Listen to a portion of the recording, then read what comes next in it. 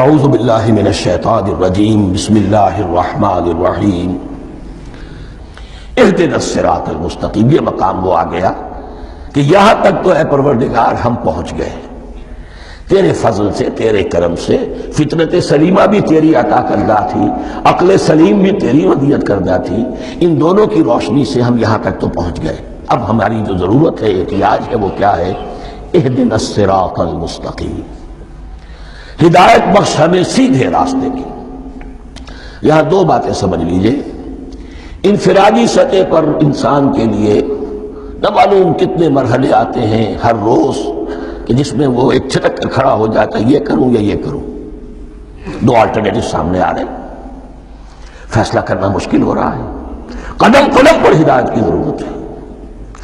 اور اجتماعی طور پر نوع انسانی تین بڑے بڑے تمدنی مسائل میں واقعہ یہ ہے کہ تسلیم کر لیا جانا چاہیے کہ عقل انسانی اس کو راستہ نہیں دکھا سکتی۔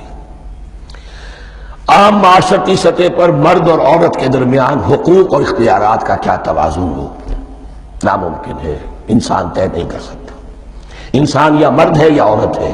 عورت سوچے گی، اپنے جذبات کا، اپنے خیالات کا لحاظ رکھے گی، مرد کے جذبات و احساسات کا اس کا کوئی تصور ہی ممکن نہیں۔ مرد سوچے گا، اسے اپنے احساسات معلوم ہے، لیکن یہ کہ عورت کے احساسات سے وہ نابلد ہے، ان کو محسوس کر ہی نہیں سکتا۔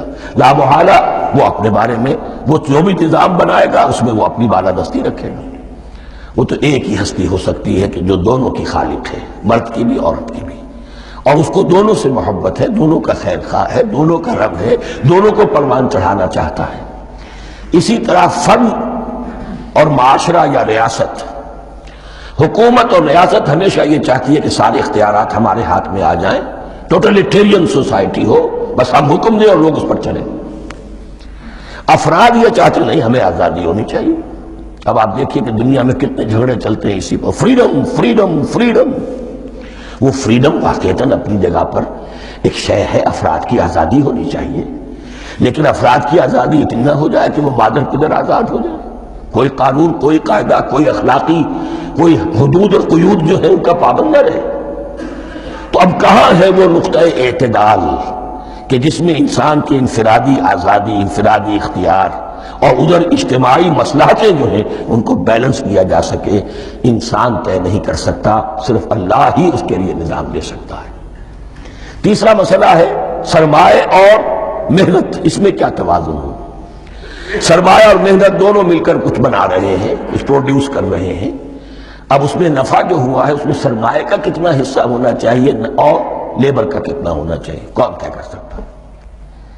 اس کے لیے بھی کہ ایسا نہ ہو کہ سرمایہ داری جو ہے آکاش بیل بن کر پورے معاشرے پر چھا جائے، اور غریب بیچارہ، مزدور بیچارہ، کاشتکار بیچارہ، وہ گویا کہ چکی کے دو پارٹوں میں پس کر رہ جائے، اس کی کوئی حیثیت نہ رہ جائے۔ لیکن یہ کہ دوسری طرف اگر یہ کہ مزدور کا جو حق ہے اس سے زیادہ اس کو دے دیا جائے تو سرمایہ جو ہے وہ سکڑ جائے گا، شائی ہو جائے گا، وہ پھر میدان میں نہیں آئے گا۔ کیا کیا جائے؟ کون سا نقطہ عدل و اعتدال ہے؟ یہ تین مسائل ایسے ہیں، اہدنا الصراط المستقیم۔ تو یوں سمجھیے کہ ایک جو بنیادی ہدایت تھی، ایک اللہ کو پہچان لینا، یہ جان لینا کہ کل حسن و جمال اور تمام انعام و اکرام کا منبع اس کی ذات ہے، وہ رحمان ہے اور رحیم ہے، اور یہ جان لینا کہ مرنے کے بعد جی اٹھنا ہے، حساب کتاب ہے، فیصلہ ہوگا جزا و سزا کا، اور مختار مطلق اس دن کا اللہ ہے۔ پھر یہ عہد کر لینا ایاک نعبد و ایاک نستعین۔ اس کے بعد دعا، پروردگار ہمیں ہدایت پر قائم رکھ، ہماری ہدایت میں اضافہ فرما۔ اس ہدایت کے لفظ کو سمجھ لیجئے، بنیادی ہدایت، تفصیلی ہدایت، قدم قدم پر ہدایت، ہدایت پر ہدایت۔ والذین اہتدوا زادہم ھدی، جو لوگ ہدایت کے راستے پر آتے ہیں اللہ ان کی ہدایت میں اضافہ کرتا ہے۔ تو یہ قدم قدم پر ہمیں ہدایت کی ضرورت ہے اور مرحلہ وار ضرورت ہے۔ ہدایت اس کو بھی کہتے ہیں کہ کسی نے آپ سے کوئی پتہ پوچھا، آپ نے کہا ادھر جانا، پھر دوسری گلی میں مڑنا، پھر جانا دو تین لائٹیں چلے جانا، پھر مڑنا، وغیرہ وغیرہ، یہ بھی ہدایت ہے، نظری طور پر آپ نے بتایا ہے۔ ایک ہدایت یہ ہوئی کہ بھائی میں چلتا ہوں آپ کے ساتھ، میں آپ کو وہاں تک پہنچا دوں گا تاکہ آپ کو دقت نہ ہو. آپ نے منزل تک پہنچا دیا. ان دونوں کے درمیان، یہ تو میں نے ایک فرد کی مثال دی ہے، اللہ اور بندے کے درمیان نہ معلوم کتنے مراحل ہیں ہدایت کے. تو کسی وقت بھی انسان اپنے آپ کو ہدایت خداوندی سے مستغنا نہیں سمجھ سکتا، اور نہیں تو پروردگار جو ہدایت دی ہے اس کو ہدایت پر قائم رکھ. کیا پتہ شیطان کا کوئی حملہ، کیا پتہ ہمارے نفس کی کوئی شرارت کسی ایسے رخ پر ہمیں ڈال دے کہ اب تک کی ساری کمائی بھی ضائع ہو جائے.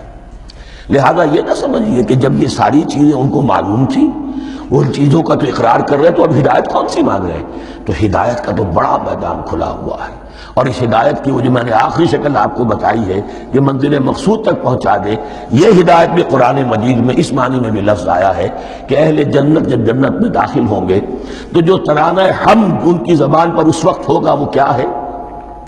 الحمدللہ الذی ہدانا لہذا وما کننا لنہتدی لولا ان ہدانا اللہ. کل شکر اس اللہ کا جس نے ہمیں یہاں تک پہنچا دیا، ہدایت دی یہاں تک پہنچا دیا، اور ہم ہرگز نہ پہنچ پاتے، ہم ہرگز ہدایت یافتہ نہ ہو سکتے اگر اللہ ہی ہمیں ہدایت نہ دیتا. اہدنا الصراط المستقیم، سیدھا راستہ.